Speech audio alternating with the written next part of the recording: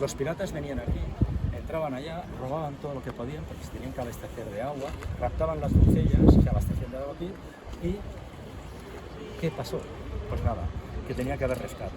Entonces, los monjes de aquella época, que eran los de la congregación de trinitarios, Los mercenarios.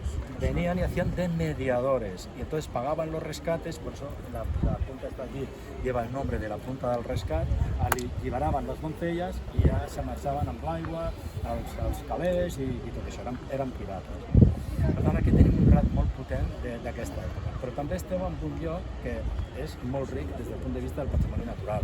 No només la part aquesta geològica, sinó també aquesta banda d'aquí, aquí on està aquest hotel, hi havia una gran duna que s'endinsava cap a l'interior.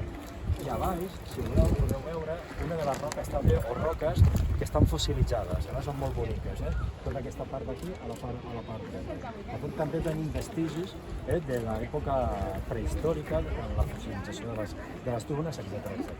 Hi ha molta riquesa paleontològica també, molta, del Juràssic mitjà, però això avui no el veurem.